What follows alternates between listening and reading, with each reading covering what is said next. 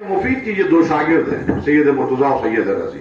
شیخ مفید نے خواب دیکھا کہ ایک بی بی آئی ہیں معصوم عالم، اور وہ دو بچوں کو لے کے آئی ہیں، اور میں نے جب دروازہ کھولا تو معصوم عالم دروازے پہ کھڑی ہیں اور کہہ رہی ہے شیخ میرے بچوں کو پڑھا دو۔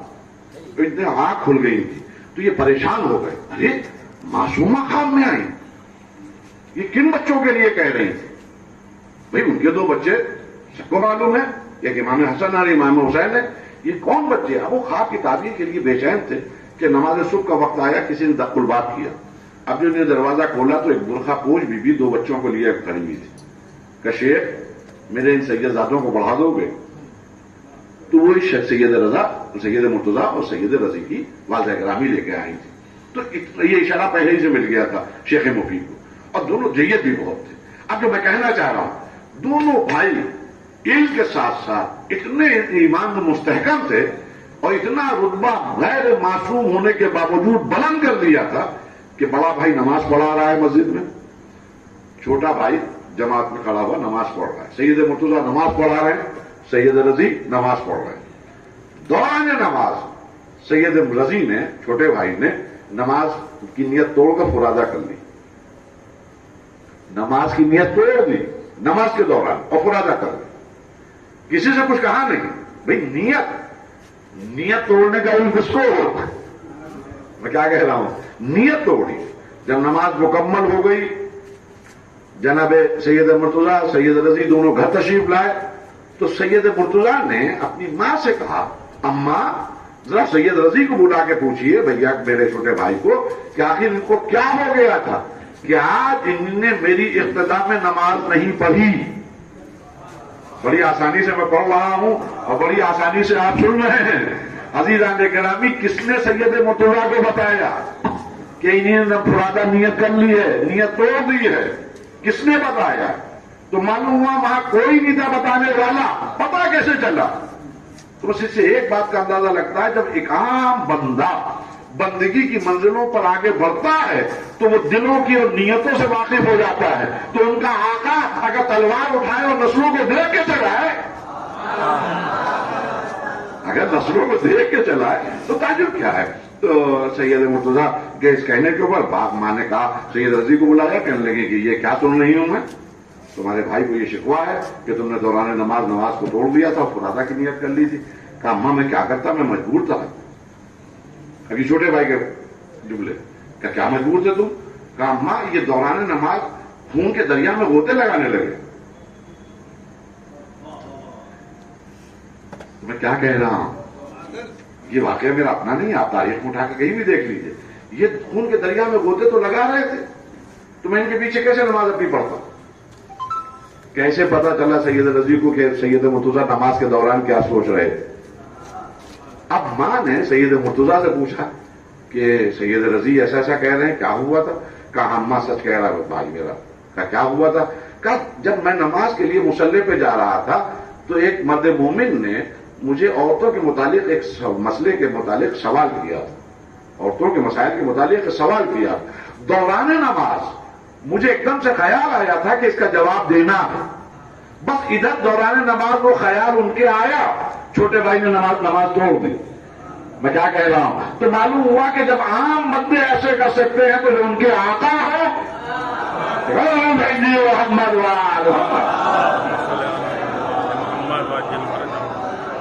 اور بڑا خاص لطف ہے ان لوگوں کے اوپر۔ جائیے انشاءاللہ آپ لوگ زیارت کرنے جاتے ہیں کاظمین، روزہ کاظمین، تو روزہ کاظمین کے فوراً باہر دونوں بھائیوں کے قبور ہیں، سید مرتضیٰ کی بھی اور سید رضی کی، دونوں بھائیوں کی قبریں، اور آج بھی لوگ جاتے ہیں، بڑی عزت ہے ان کا، بڑا احترام ہے سید مرتضیٰ سید رضی کا۔ اور ظاہر آج نہج البلاغہ جیسی نعمت انہی کے ذریعے سید مرتضیٰ، دیکھیے میں بات کہاں سے کہاں پہنچ گئی۔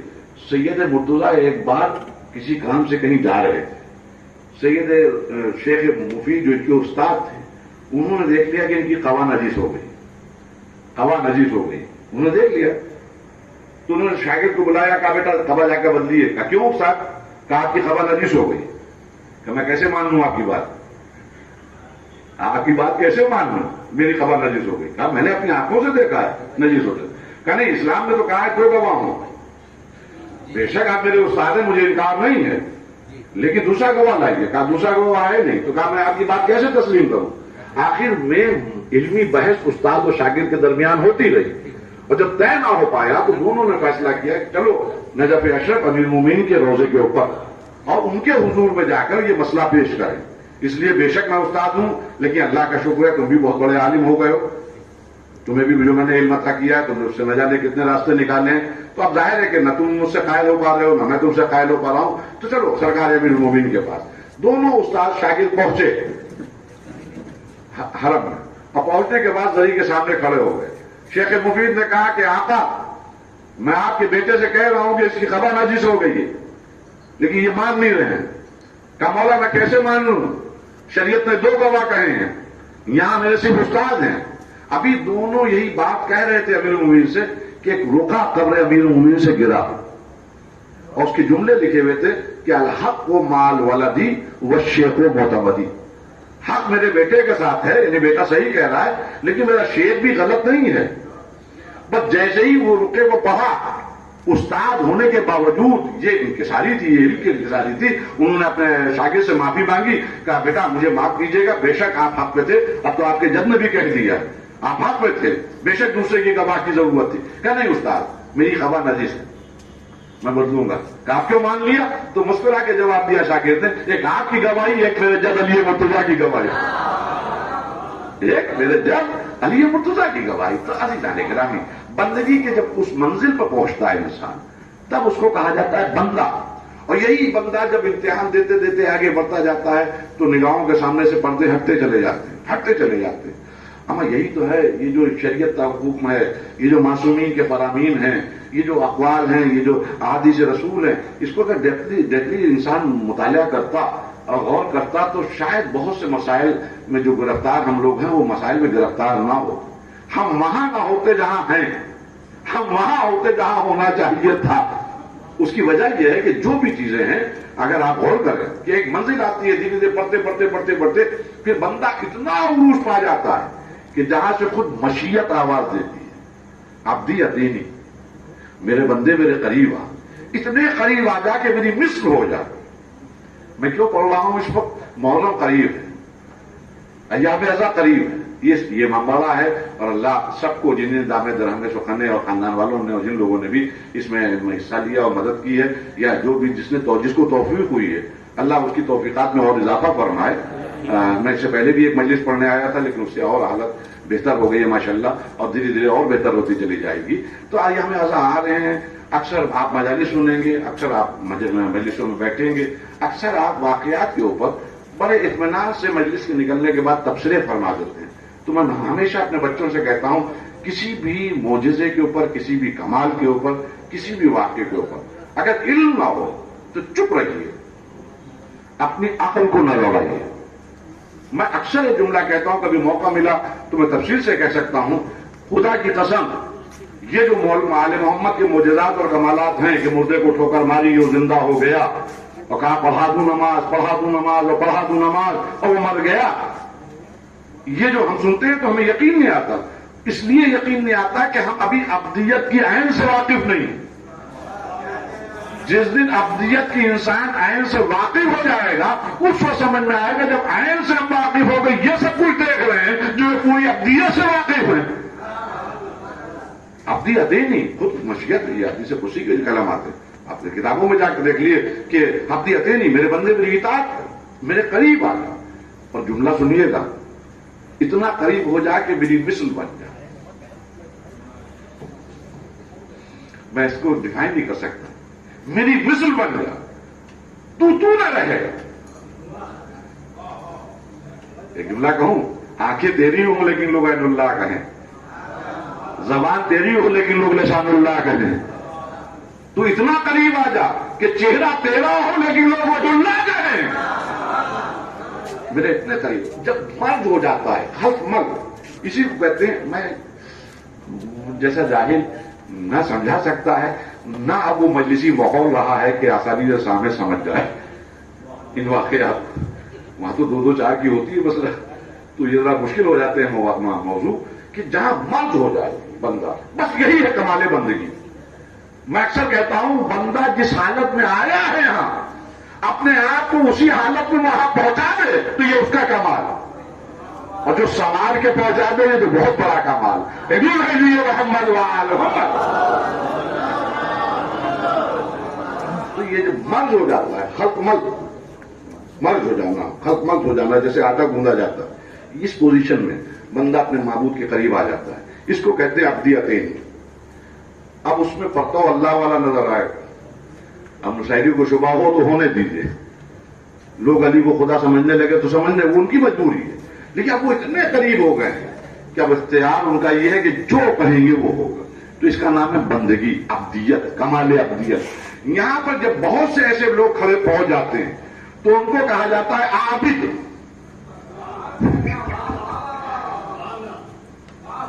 جب اس طرح کے بہت سے لوگ پہنچ جاتے ہیں تو ان تو عابد کہا جاتا ہے، جب بہت سے پہنچ جاتے ہیں تو ان کو کہا جاتا ہے عابدی،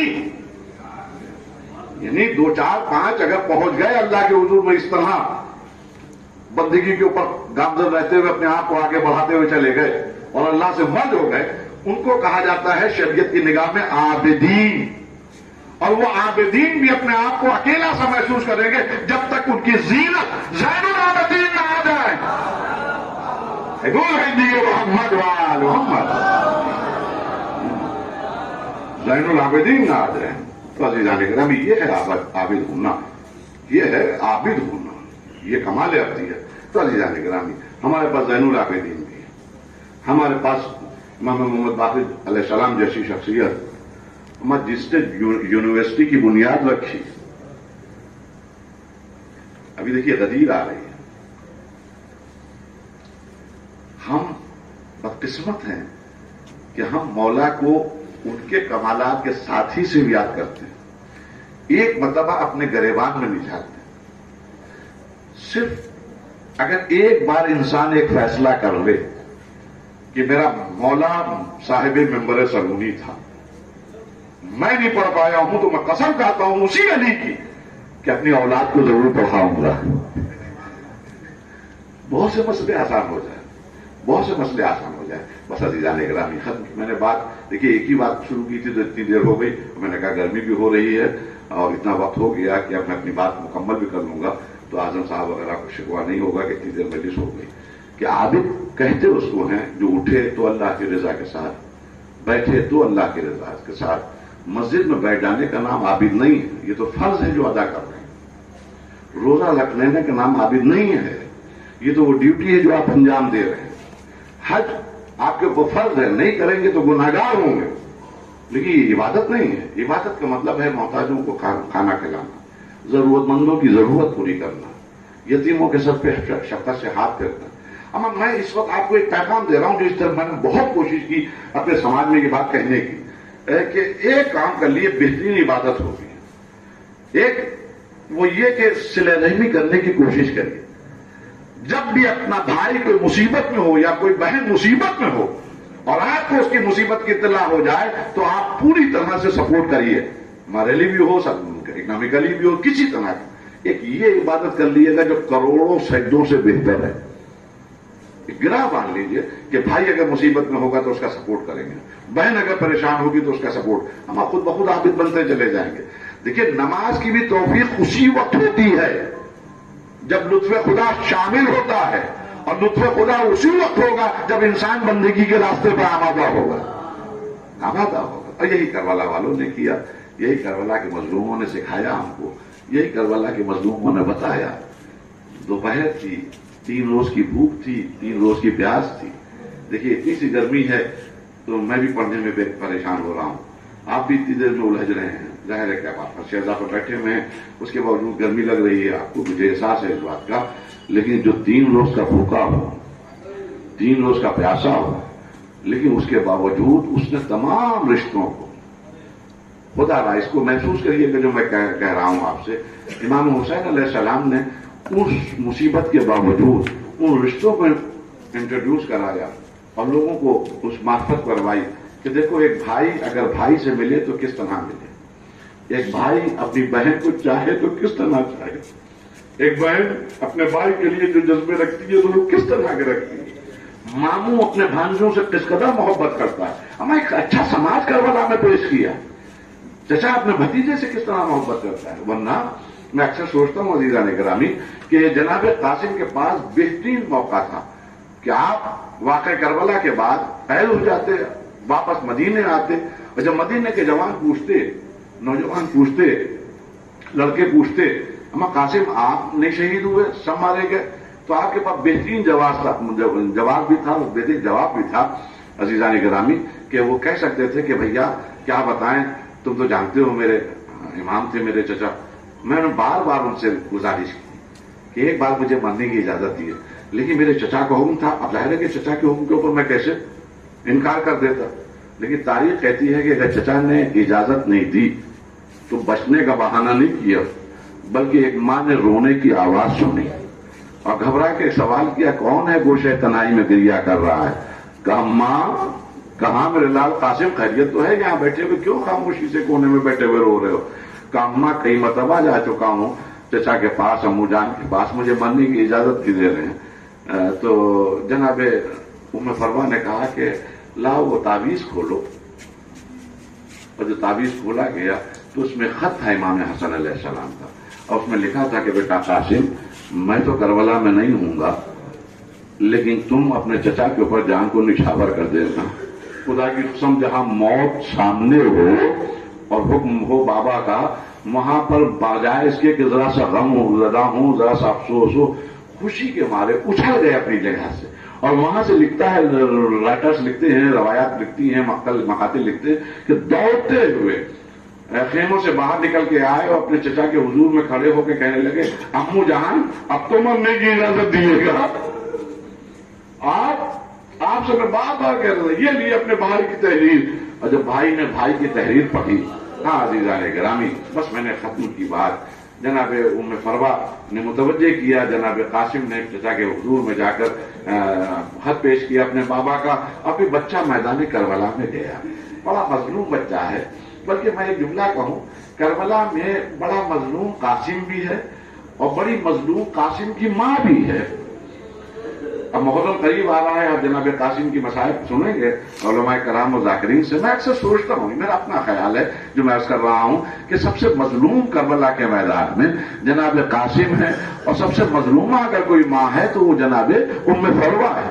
मजलूम इसलिए है कि जिसका जीते जी घोड़ों की टापों से जो पामाल हुआ, और जिसका सदमा आका हुसैन के ऊपर भी इतना हुआ कि आपने रोते हुए अपने भतीजे से कहा कि मेरे लाल मैं तुमसे शर्मिंदा हूं। और बच्चा बार बार तड़प के पुकार रहा था, मुझान मदद कर रही है, और बड़ी मजलूम मां भी है। अज़ीज़ान गिरामी, बस खत्म की मैंने बात। शब आशूर का एक मंजर है जिसको रवायात में पेश किया गया है। इमाम हुसैन अलैहिस्सलाम अपने बाहर से जब असाब से अपने आयजा से मिलके बीच बीच में आप खेमे के अंदर भी आते थे। आप एक वक्त जब आए तो बीवियां नजर नहीं आई, तो आप हर बीबी के खेमे के करीब गए। ये राइटर ने लिखा है जो मैं अर्ज कर रहा हूं, रवायत में आपको मिल जाएगा। जब खेमे के करीब गए तो देखा कि जनाब ज़ैनब औनो मोहम्मद से मुखातिब है और कह रही है, मेरे बच्चों कल मेरा भैया मुसीबत में है, कल बड़ा हंगामे सख्त होगा, और मेरी बहुत बहादुरी से जंग करना, बहुत बहादुरी से मुकाबला करना। देखो तुम जाफर तैयार के पोते हो, तुम दोनों हैदर करार के नवासे हो, बेहतरीन जंग का मुजाहरा करना ताकि अपने नाना का भी नाम रोशन करो और दादा का भी नाम रोशन करो। और बच्चे माँ को तसल्ली दे रहे थे कि अम्मा आप परेशान न होइए, ऐसी जंग करेंगे जो तारीख में लिखी जाएगी। और माँ बच्चों को देख के खुश हो रही थी, और उसके बाद में एक जुमला कहती थी कि खबरदार, जो मैंने कहा है नोट इसको याद रखना। उसकी वजह यह है कि अगर एक कदम भी तुम्हारा पीछे हटा तो तमाम चाहतों के बावजूद मैं तुम्हें दूध न बख्शूंगी। यानी जो मैं कहना चाह रहा हूं, काश मैं अपनी बात कह ले जाऊं उस रवायती जुमलों के जरिए, कि हर मां करबला के मैदान में जब अपने बच्चे को नसीहत करती थी कल के लिए, तो एक जुमला जरूर कहती थी, खबरदार अगर एक कदम भी पीछे हटा तो मैं दूध न बख्शूंगी, मैं तुमसे राजी नहीं रहूंगी। लेकिन अज़ीज़ान गिरामी, करबला में जनाब उम्मे फरवा जैसी मजलूम मां है जो बच्चे को कल के लिए तैयार करते करते कोई हुक्म नहीं दे रही है, बल्कि उससे जुमला कह रही है, मेरे लाल कासिम मेरे दूध की लाज रख लेना, मेरे दूध की लाज रख लेना, इसलिए कि तुम्हारा पापा जिंदा नहीं